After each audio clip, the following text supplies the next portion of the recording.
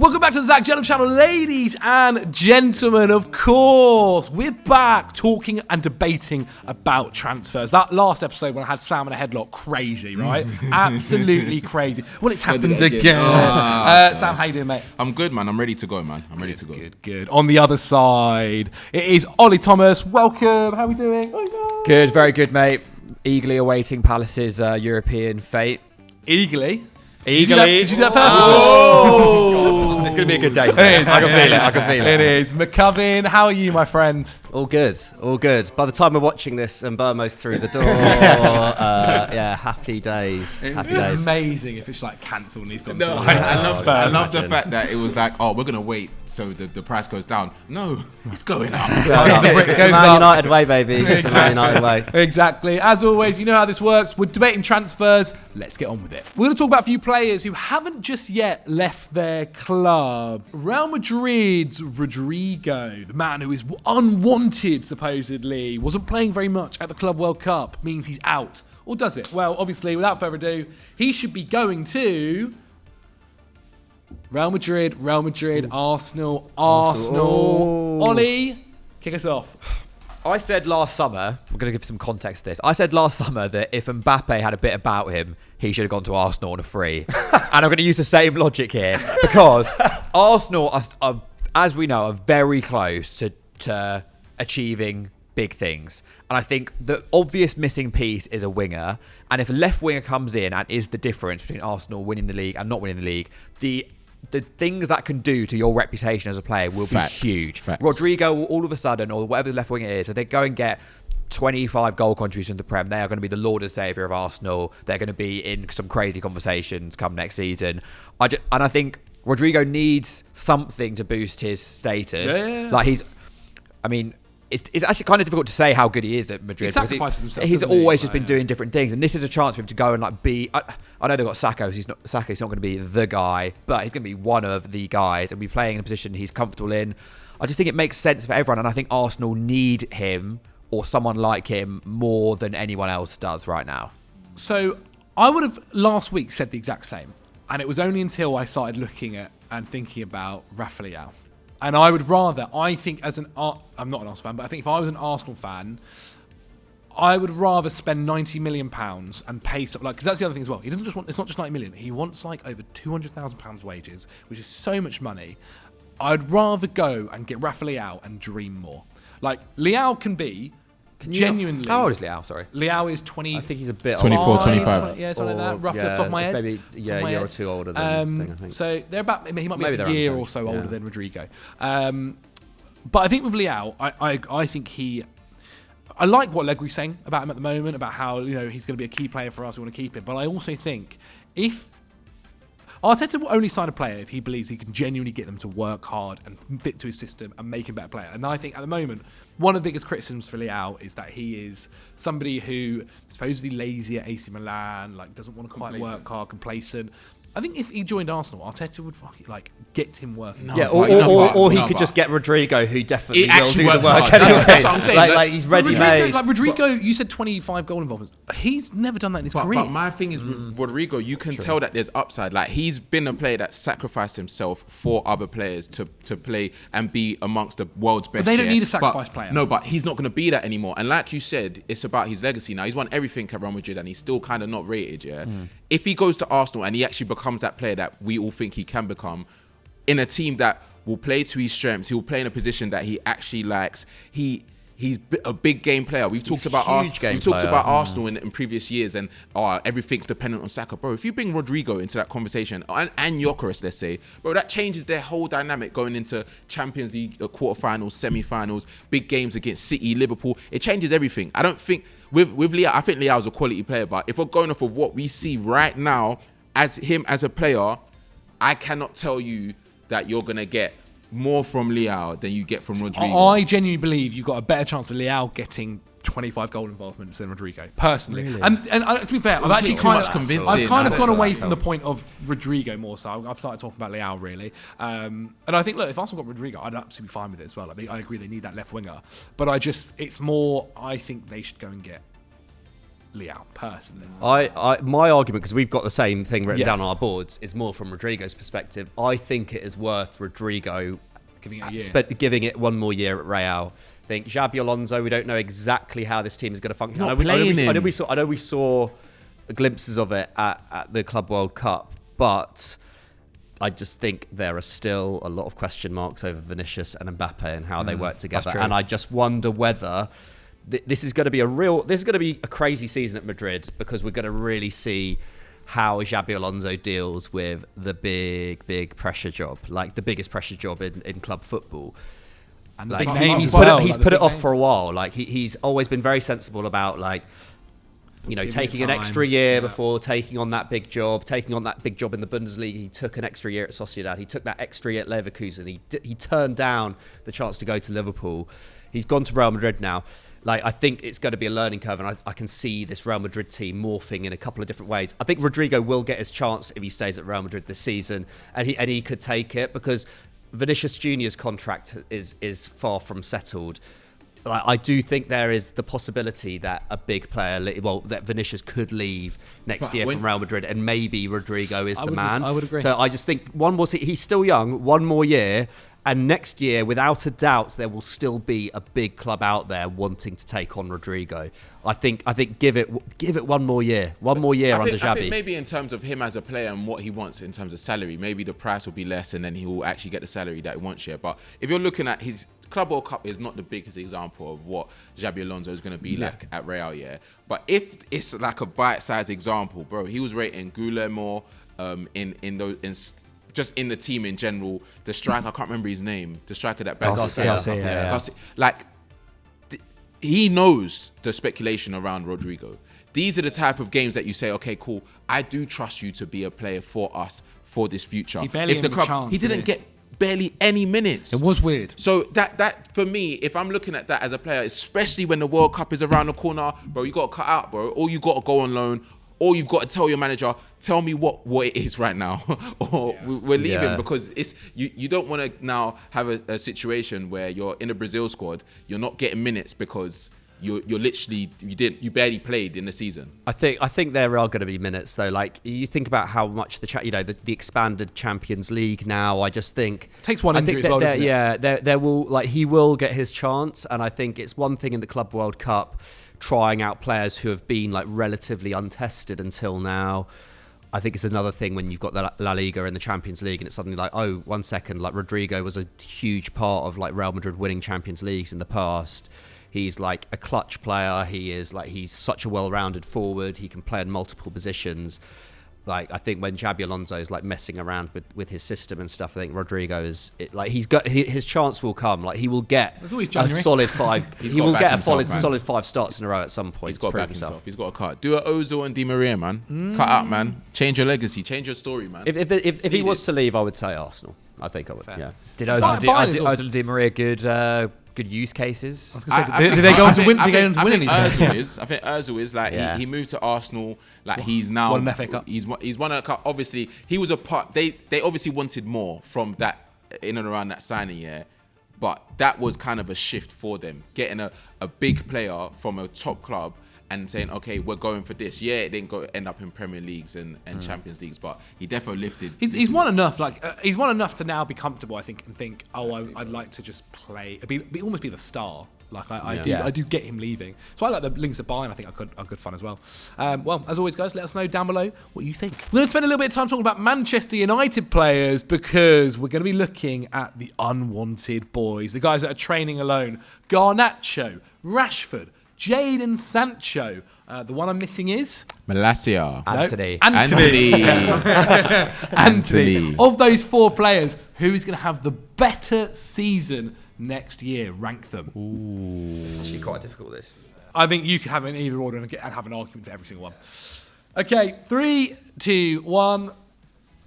Oh wow! Wow, man. No one has the exact same. That's crazy. No, you lot. fairly similar. Yeah, we I know. would have No, been the same as you. I changed the last minute, but I can't. Okay, let me just go off of why I've gone Rashford. I've gone Rashford, Sancho, Garnacho, Anthony, and that is because of their ability. But that's basically an ability ranking. Yeah, isn't it? but the reason I say that is because if we're being realistic, I don't think they're the problem at United. I think it might be down to relationships, wages, all of the different things that we're seeing.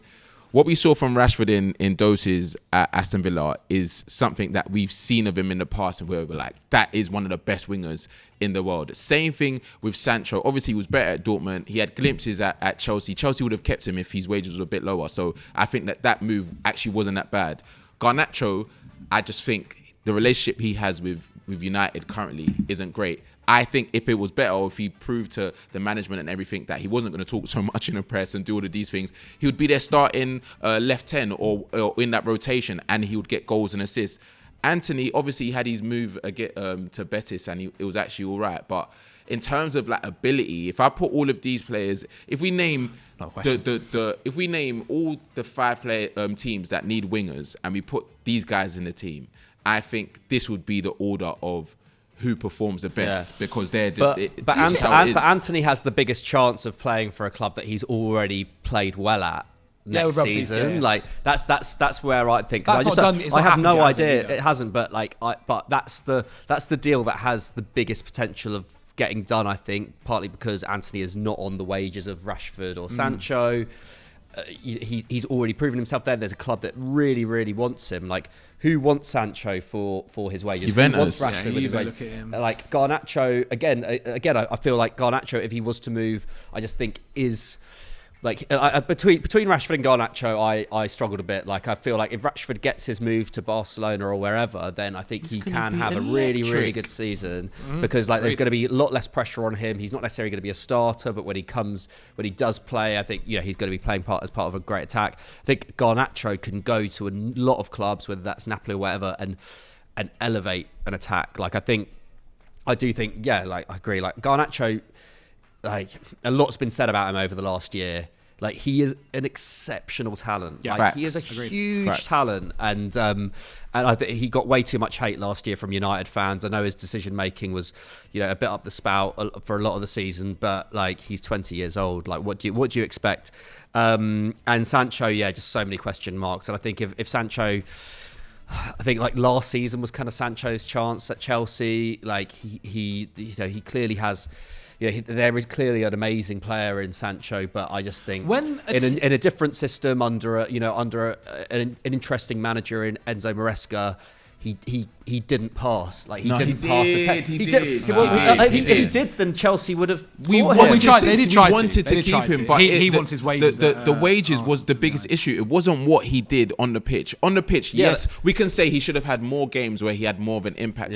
But he was a reliable player for surely Maresca, especially when we're playing against low. I know the wages are big, but surely if he had played well enough, like, Chelsea would have been like, you know what, we'll break the rate structure. He wants something like 200k. Like, I don't know that for a fact. But that's the thing, or even 150. But Palmer's not even 100. I just don't know where he goes. Like, if Chelsea don't want him, where does he go? Like, obviously it will be another loan. Yes. It will be another loan. But I just, like, off the top of my head, I'm like, there's just more unknowns over Sancho and Rashford as well. Next summer, whatever club signs Sancho for free is getting a great deal. Yeah. I think they're going to get a great deal. And we'll probably look back at it and be like, oh, what a fantastic move in that season for him. I think, for me, the reason why I think Garnacho could have the best season, even if Rashford moves to Barcelona, he's a bench option. He's not starting at Barcelona with the squad of Rafinha, Lamine Yamal, and play up top. And Lewandowski. Not even Lewandowski. Like, he'll get minutes, but he's not the starting player. And he could have a very good year with Barcelona. He could win the Champions League, to be quite honest. But I don't think he'd be starting there. I think Garnacho will go to a club where he's starting, and it won't shock me in 6 months' time if we sit there and go, God, Garnacho's just got like 15 goals involvements already in 4 months' time in the season. Because that's the Garnacho and Elise link up at Bayern Munich. It's gonna go off along with Eze and along with Rodrygo. But I genuinely do think I like a little bit of an idea of Garnacho at Aston Villa. Like, genuinely, I know that he's supposed to also stay in the Premier League. I think that could work really well for him, and I just think he's had a lot of hate, and there's so many positions that are up for grabs at the United squad, so much going on at that United squad. If he can go to a team that is a bit more stable, has already a system in place where, he's not having to fight for a position week in, week out, maybe has a little bit more free reign, or at least a little bit more give, where he can maybe have a mistake or two and people realise, oh, he's still just a young player. I think because he's coming through since he's 17 years old, we feel like we've seen him for ages and that we think he's like 25 years old. Yeah. He's still incredibly young. For wingers under 21, he's one of the best in the world at it. and I could see him going to whatever club and proving that as well. When he was 18, he was ridiculous. The season under Erik ten Hag, whilst there were a lot of things going wrong in that United squad, he genuinely was very, very impressive. He had a bad year last year, but I don't think the way United also are playing tactically suits him. Not at all. But that's one thing where maybe I would change Rashford to second and Garnacho to third. But I can see Garnacho having a better year than Anthony. This doesn't make sense. This doesn't make sense. I don't know. I just think But it's if not ability, it's not Rashford, ability. but that's what I'm if saying. Rashford does get his move to Barcelona, then I think he'll have a better year is than kind of Garnacho. ability, Just because though. if Garnacho really does want to stay in the Premier League, I just wonder who actually picks him up. Palace. Well, maybe. Could Maybe. Yeah. I think, I was same with you with Anthony. Like Anthony just was good at the end of last season. Like He got pocketed by this Cucurella, feels completely wrong having it in this order. The middle two basically for me are like what is going to be more important next year: Rashford's ability or Garnacho's point that he wants to prove. And like if Garnacho has a real fire in his belly and wants to go somewhere and show like United were wrong to do this to me, then he could be number one. Rashford's got that, but that's what I'm saying. What you was literally saying about Garnacho and the perfect scenario for him starting all of this, if you put that scenario in front of all of these players, this is the order Rashford factually. doesn't Because start at no, Barcelona. but you can't say that because if you're talking about points to prove and being put into a system that literally suits each of these players. This is the order But that is Rashford's going to be links are like Rashford's not like willing to go to Bayern Munich and Barcelona. Yeah, Sancho, but he's not the main Juventus, guy at, like, Garnacho, okay. Napoli, Chelsea. But- Napoli at Chelsea, Garnacho's not starting for both sides. Bayern I like, at actually. Juve- Bayern I like for He's Rashford. not Garnacho starts at Napoli. Who's I think Garnacho- playing Garnacho on starts the at left? Napoli. Yeah, Definitely. Who's playing on the left at Napoli? I can't Well, they remember. changed So their probably system is. slightly, What's his anyway. feature Probably is, left? but that's what I'm saying. If you put that scenario in front of all of them, I just can't see a world where these guys get their dream moves and Anthony is at the top of the form list, and then it's Garnacho second. I just think if Anthony goes back to Betis, there's a bigger guarantee that he just like carries on you've where seen he the left proof. off You've last already seen it, haven't season. you? There's Yeah. less But of an what is unknown. that? What does that look like? Do you know what I mean? Like Conference League final, Rashford will contribute, and he's contributing to a team that's going to win La Liga or Champions League or getting far in these competitions. Like It depends what way you look at it. I was kind of looking at it like who's going to like get the best numbers next season, and I think there's a bigger guarantee with Anthony. I get what you mean. Like Rashford could be part of a bigger team. I do really struggle to see like what Rashford's career looks like from now on. That's the issue. He's obviously the best player, in my opinion. He's obviously the best player out of these four by a decent margin. But I just don't. I don't know where he goes. That's the issue. He still wants to get into the England squad as well. Like this is a pivotal year for all of them. Yeah. Do you know what I mean? They all want to be a part of their squads going to the World Cup. So I want to quiz you. Why have you got Sancho second? Like where? Like what do you envisage Sancho? Where do you think he's going to be next season? Sancho on the European stage has proven that he could easily be one of the best wingers in the world. I think Premier League doesn't necessarily make sense for him because of the speed of it and how we utilise our wingers and how fullbacks are just onto you regardless. At Dortmund, we saw what he could do. Yeah. When he went back Even there, back, we saw what he can do. Maybe he weren't getting the goals and assists like his previous stint, but we saw the pretty ability. It was also probably a worse Dortmund side. Well, they made it to the Champions League final, so it's not Exactly, not that bad. and he played a big part in that. But if you're talking about him going to Juventus or even going back to Dortmund or going to one of those teams, I think we will see the best of him. That's what I'm saying. Like the move at Chelsea, it wasn't that bad. Like it could have been more consistent, but in patches, he was a player that we were looking at him saying, you know what? If he was He's available to adding, for he's Chelsea, adding. obviously wanted him, and didn't they? 25 Yeah. mil for Sancho, bro. If his wages weren't crazy, everyone's doing it. I think that's where I just think those wages are such a stumbling block. Yeah, to for him sure. getting, He's to going him on getting loan, the isn't he? ideal move for himself. He's going It's on like- loan for for sure. it again. Okay, well, guys, let us know down in the comments below. A lot of transfers have been rumoured and already happened. So out of all of them, guys, which transfer do you hate the most? Okay, guys, with love, 3, 2, 1. Teo Hernandez, Mbeumo to United, João Pedro's moved to Chelsea, and Victor Osimhen to Galatasaray. I don't mind kicking things off quickly with Teo Hernandez. Teo Hernandez is arguably one of the best left backs in the world. And I get why players are moving to Saudi Arabia. I think we've just seen with John Duran come back. That maybe didn't quite like it out there, but he got his bag, he got his money.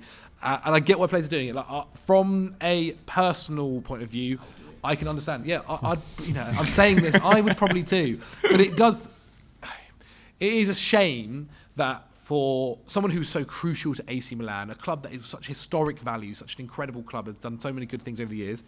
I'm interested to see how they do under Allegri next year. And where he has proven in tough circumstances at times that he is one of, if not the best left back in the world. Kikurea might have an argument to also say about that. To then go at a time in his career where he could have made a move to any club. I think if there was the option for Teo Hernandez to be available to some of the clubs, people would have gone and spent good money on him. But to go to Saudi to kind of, grab the bag, for me, I just don't like it. I hate it when you could be... and I will say this whilst completely admitting I understand why you would do it. Go and secure your generations of your family's wealth, to put them in good positions. Absolutely understandable. But from a footballing lover point of view, it hurts me because you could be going and joining, if Alphonso Davies didn't sign that new deal, Bayern Munich. You could have been joining any club in the world to go and play left back. Obviously, we saw Ait Nouri go to Man City. Could have gone to Man City beforehand. There were clubs looking for a left back, and he could have been electric, man. But unfortunately, we're not going to hear of him really until the Club World Cup in 4 years' time. Has injuries not affected him throughout his career, or am I getting it wrong? I feel his brothers, to be fair, has had it really bad. It's his brother that's had the injuries, and I thought so. He's been club captain for AC Milan. He's done well. He's obviously there. I think it didn't help that he's coming off AC Milan have had a couple of bad seasons. I think go back to 2022, he was he was the man. And if Milan, didn't have all their star players tied down to such big contracts at the time, I think we would have seen him get that huge move, maybe even back to Madrid. Yeah, rumours about Madrid weren't there. That's the one that I thought that was going to be a shoe in him going back to Madrid at some point. But yeah, I can't really argue against it. Yeah, I was a bit disappointed, especially on a free. That could have gone anywhere. But I think with Saudi though, it doesn't necessarily affect his standing in. And I keep on taking it back to the World Cup because that's what's coming up. We're seeing players in Saudi still getting into the national teams. We saw it with Ivan Toney recently. I think if that was something that would affect him, I think he would still be playing in Europe. And to be fair, John Duran has actually shown he can go there for a year or 6 months, and come back. Even quite Jordan quickly. Henderson. Jordan Henderson. If he doesn't enjoy it that much and wants to come back, there is that possibility. I'm sure there's a clause in the contract, isn't it? But it's a shame that if he was going to make this move now, he could have gone to that kind of next level from AC Milan. And Bournemouth, Ollie. I've spoken about this a few times. I think he improves Man United. I think he fits the system well, and I think he's decent. But I just think for 65, 70 million, I just do not see a player of that value. I know that he had good output last year. Remo? Yeah. Really? I just don't see it. Yeah, I don't think he's 70 million. 70 might be a stretch, yeah. 70 used to buy you nearly Cristiano Ronaldo. But also, but times have changed. Yeah. Maybe this is the old head in me that I'm Man United, Man United, obviously not the same Man United, but I'm Mbeumo for 70 million to Manchester United as their marquee signing this summer. I'm just am I missing something? I always saw him going to Liverpool to rival or eventually take over from Salah. I genuinely always thought it. I really like it. I just think it's just such a different environment to Brentford. It couldn't be more different. I always worry about mid-table players going to bigger teams, and I think the environment has to be right. And I just think Man United is a terrible environment right now. It's a massive gamble. That's also been so direct over these years as well. I think we're being too analytical again because it's the same thing that you're saying for Gyökeres to a certain extent. He's going into a different system, yeah. But at the same time, he scored 20 goals last season. But I think is a good signing. I say you lot, you do not support United. United struggled for goals last season. Massively struggled. They need players to bring that into their team. They need that. And he can play in a few positions. He's still quite young. He wants to make that step up. Where they finished 15th, can't get any worse. I think the worry with United though is that we've signed Cunha and Mbeumo. I think the whole system's going to revolve around them now, which is fine.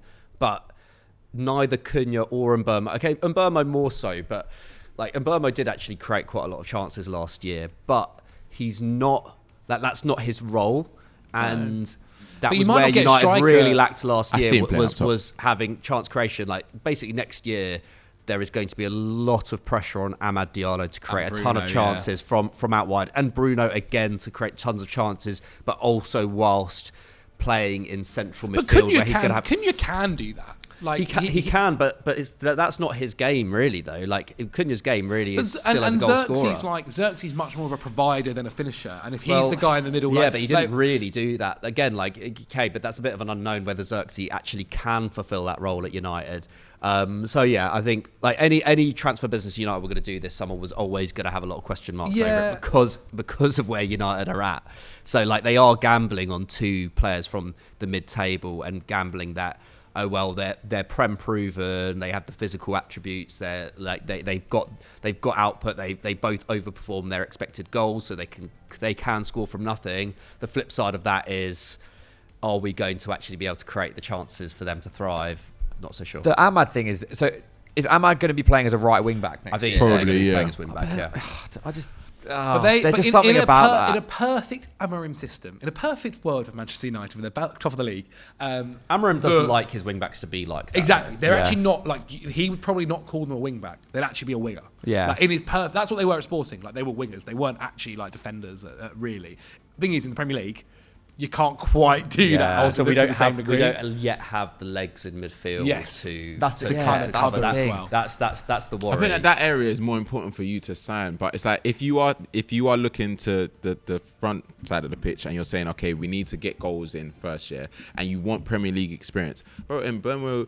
For the fee, fair enough, and I think the with fee United might mean they don't get the other positions. And I hear that, but at the same time with United, they've got a few assets that they can sell, and hopefully means that they can bring in other players. But if that means, and they can't, we're seeing now that you've got to get these players in because it went from 45 plus 5 to 55 plus 5 to 65 plus 5, and that's on you waiting to see if they're going to budge. Now they look like they was going to sell Wiesa. You're saying, okay, we need to grab him. Since then, Alanga's moved, Noni's moved, all these guys moved for nearly 60 million, and so Brentford can just go, he doubled their output. That's and also the fact that United paid the release clause for Cunha at 62.5. I think but I'm actually quite looking forward to it. I think Mbeumo and Cunha, if say what you like about them, they're both fun to watch players. United's attack will hopefully be more fun to watch than it has been in years, and we might concede 3 goals a game. But if there's a bit of entertainment, honestly, if we're fun to watch, then I'll be happy because it was pretty turgid last year, obviously. So yeah, that's I'll be happy with that. I saw a formation builder thing on Twitter the other day, and it was like, where does this Man United team finish? Like a dream 11, and the pivot was Bruno and Mainu, and I was like, that is just gonna get like ragdolled by most teams. Like that is just. Oh yeah, I just don't get it. It's disgusting. Yeah, it surely has to be. Not Gyökeres, the other Victor Osimhen. Is it because you want him in? I actually love this man. I love Victor Osimhen, and I think that he had a slightly. I think one is Napoli playing hardball with just him as a player, which has kind of stopped him from making multiple moves because they're just so. We know they're so hard to negotiate with, and he's just like, bro, I want out. At a point, it looked like Napoli wanted him gone. But then you're seeing different reports they were begging him to stay because they clearly wanted Núñez, and obviously Osimhen's better, and he will add to their side as it is currently with KDB joining. Do you know what I mean? But then when you look at Victor Osimhen's career and what he could have become on the European stage, I'm not saying Galatasaray isn't a historic club that has history behind it in the Champions League, in their league as well. But I'm just talking about as he is and as he was at Napoli, he was one of the best strikers in the world. I thought that next move was going to be to either go to Chelsea, which I would have loved, United, but anyone, Barcelona. Do you know what I mean? Barca, one of these teams. But when he's now linked with Galatasaray and the other one is Saudi, I'm like, bro, what happened here? And I know, obviously, but it's his own fault as well, right? But I don't necessarily think it is. The wages is such a big issue. When he's saying he wants nearly 300k a week. There's other players that have got that. Yeah, because we're seeing Wirtz now. The times are changing, man. What is Wirtz on? He's going to be on a similar wage packet, yeah? Osimhen is as worth to any top team, but I don't know how it's looked at. I don't know how it's looked at differently. Yeah. Like you want the striker to come in to score. I guess Wirtz is, in terms of like, he's obviously like a different position, more well-rounded, because he plays in a position where you have to be more well-rounded, and you're banking on the future, right? Whereas Osimhen, it's like you need him to bang. And there's a worse injury record straight for away, Osimhen. and a worse injury. Oh well, most of his injuries have been like freak injuries, so I wouldn't count that against him too much. Yeah, I think with Osimhen, I don't know what it is. Yeah, like obviously in terms of like his legacy, at least in like a top 5 league sense, in terms of like a Western Europe sense, and like whatever, and achieving, winning Champions Leagues with big clubs. Like if that was ever going to be a possibility, yeah, like I get it. But also there is something about, I just like, in some ways I like it for football that we've got one of the best strikers in the world playing at Galatasaray, who like obviously, really historic club. Like huge fan base. The hipster table over there. Sorry, yeah, he loves the hipster table. But there's something about it. I get which I like. There's something about it where it's like he's gonna like he's gonna be playing in the he is going to be playing in the champion. Like he's going to be playing in the Champions League for them, and probably scoring a ton of goals in that group phase. Maybe Galatasaray are even an outside shout for like the quarterfinals of the Champions League, and we get to see him like do it there. Like I don't know. I like it. I like seeing a player like that in his prime. Even PSG played for a club like that. He could have gone PSG. But PSG. But then would you want to see him at PSG? Because he'd probably still have Dembele in front of him in the centre forward role. I want him to be like, he is the main guy. Like, he is going to be like a god at Galatasaray. Like, is he going to be a god? Like there aren't that many other clubs which he could have gone to where it would have been like, this guy's going to be like worshipped by these fans for years to come. Like, he will go down in history. It's a great football lore, isn't it? I don't think it's as like, and especially the fact that he'd been at Napoli, where he's like will always be seen as a god as well. Like, I just there's something about that I really like. Why don't you like João Pedro? Of course, like he could have like had a. I'm rooting for him though. Don't get too sad. I'm rooting for him. Why don't you like João Pedro? Very quickly, Mikey. Is it I found he's this really a tough choice, because I don't actually outright hate any transfers this year, really. I just still have my doubts. Like, I'm not going to let the Club World, like 2 games at the Club World Cup, like cloud my judgment. 3, well, was one of them off the bench? But like, great cameo. But and I think, the thing is, he could actually bang for Chelsea. I just think there's a lot of unknowns over Chelsea and the centre forward role still going into next season. Like, by all accounts, like Chelsea, even if they sell Jackson, are going to want to buy another centre forward. Look, what was interesting at the Club World Cup was that João Pedro took up basically the left half space, and Cole Palmer took up the right half space. That's great.